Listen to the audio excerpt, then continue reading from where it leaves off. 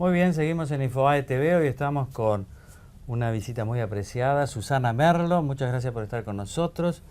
Susana Merlo estábamos hablando con Silvia Mercado fuera de cámara, probablemente la mayor experta en temas agropecuarios y de alimentos. Ella es ingeniera agrónoma, sabe por la teoría y también por la práctica, porque hasta maneja un campo y tiene un blog muy comentado. Y vamos a hablar con ella de todos los temas agropecuarios. ¿Cómo puede ser que un país como el nuestro padezca una escasez de divisas teniendo un sector agropecuario tan competitivo? ¿Y cómo puede ser que muchos de los negocios del campo estén frenados en su exportación cuando lo que parece necesitar el gobierno precisamente son divisas? Susana Merlo, muchas gracias por estar con nosotros. No, gracias por la invitación. La primera pregunta tiene que ver con esa paradoja. ¿Cómo puede ser que un gobierno que no tenga divisas impida la exportación de carnes, de trigo? ¿A qué se debe esto? ¿Es una cuestión ideológica?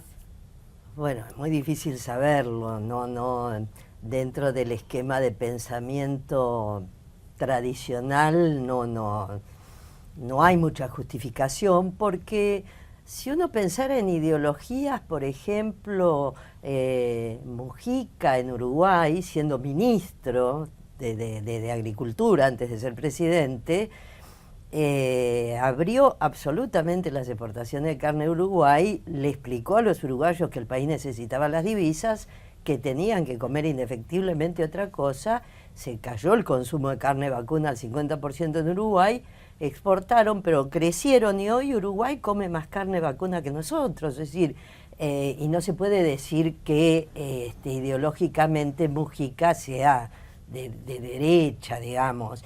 Tampoco Lula en Brasil o Dilma Rousseff, directamente Brasil se transformó en el primer exportador de carne del mundo en estos 15 últimos años, uno de los primeros exportadores de alimentos del mundo directamente, con lo cual es difícil conceptualizar que pueda ser un problema ideológico, porque en todo caso, en el mundo moderno, las ideologías son bastante pragmáticas. Basta ver China para darse cuenta que no, digamos, las ideologías fundamentalistas han quedado relegadas a muy pocos países del mundo, generalmente muy pobres o de poblaciones muy pobres. Por ahí son países muy ricos porque tienen algún recurso tipo de petróleo o algo así, pero con poblaciones muy pobres.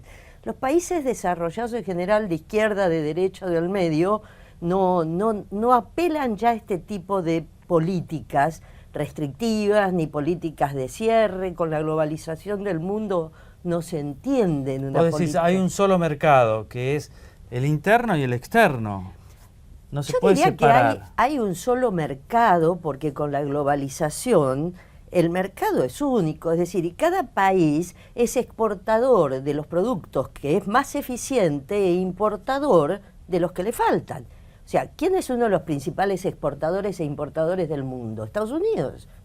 Ahora, Estados Unidos es el segundo exportador de alimentos y el tercer importador, porque importa insumos de alimentos para exportar productos más elaborados.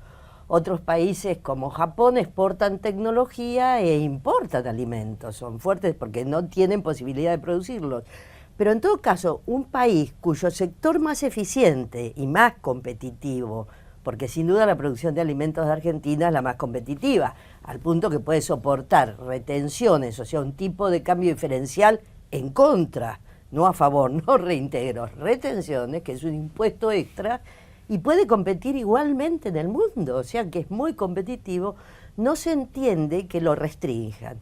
Ahora bien, se entiende mucho menos cuando uno ve los resultados, porque a 12 años de una administración, ya los resultados de las políticas son los resultados propios, ya no se le puede echar la culpa a la generación del 80 o a los conservadores de 1930, ya es lo que pasó en el siglo XXI, ¿no es cierto? Y uno ve que los principales productos que se le impusieron restricciones de mercado, restricciones de precio o cuantitativas, restricciones directamente para exportar, como fue el trigo, como es la leche, como es la carne, son los productos que más se ha caído su producción o que más se ha estancado.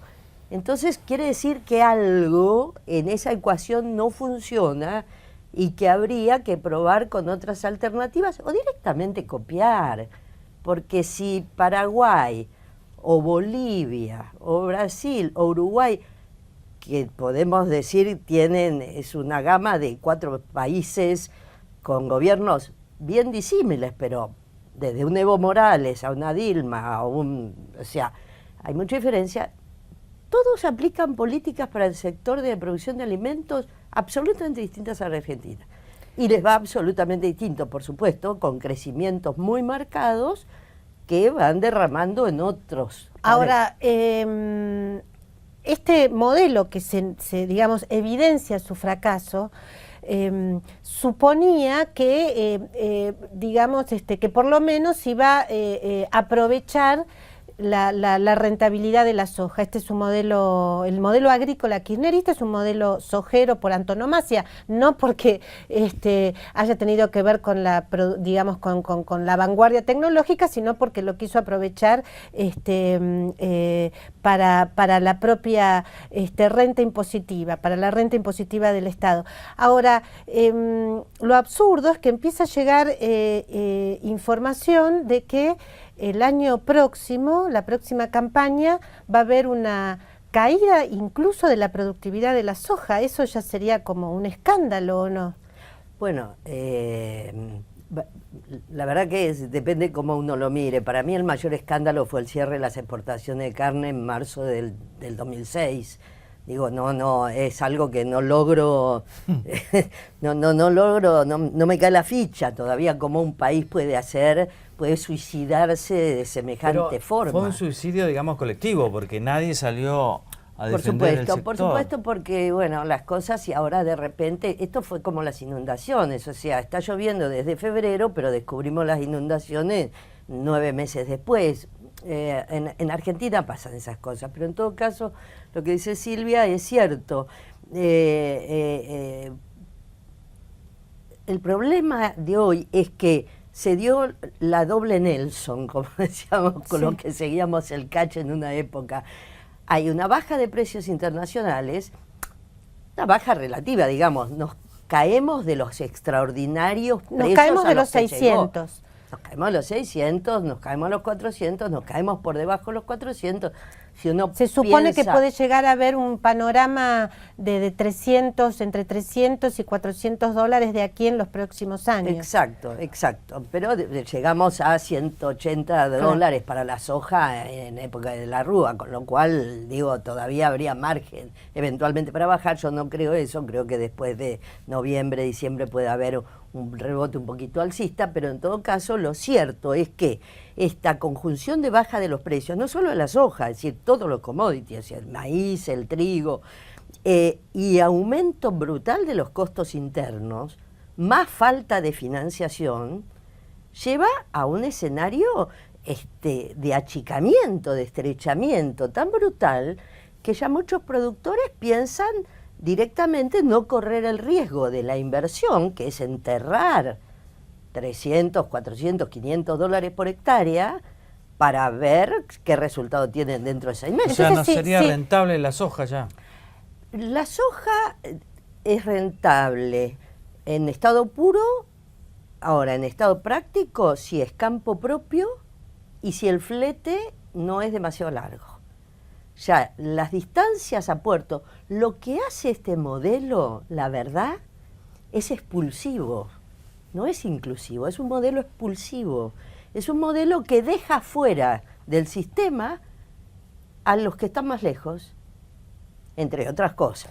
Ahora, si la soja en zona núcleo, cuando no es campo propio, que es, digamos, o sea, la mayoría de la gente no tiene, digamos, arrienda, digamos, no cultiva, no tiene campo para producir. ¿Qué es rentable en el campo en la Argentina? No hay rentabilidad, por eso se están cayendo las producciones como se están cayendo.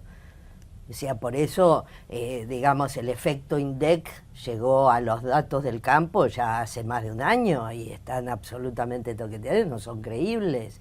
Es decir, no tenemos la cosecha que dicen que tenemos, no se logró los volúmenes de maíz que dicen que logramos, nos quedamos sin trigo el año pasado, de repente nos hemos quedado sin carne porque perdimos casi un cuarto del rodeo, perdimos el equivalente al rodeo de Uruguay de vacas por la falta de rentabilidad. Ahora tiene de vuelta precio, pero es por déficit.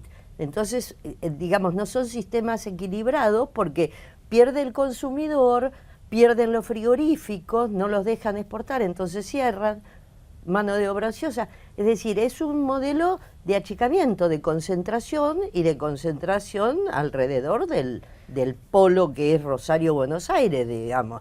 Lo que está más afuera está más lejos y el flete lo saca de competitividad. Susana, ¿vos creerías, como dijo incluso algún precandidato o candidato a la presidencia del 2015, que la solución es eliminar las retenciones en el corto plazo? Yo no sé si es la prioridad eliminar las retenciones. Por supuesto que es una medida retrógrada, que la Argentina es prácticamente el único país que lo tiene y en forma masiva como las tiene, pero mucho más grave que las retenciones son las restricciones cuantitativas, porque si yo pongo un cupo o directamente no permito la exportación, es como tener una retención del 100%.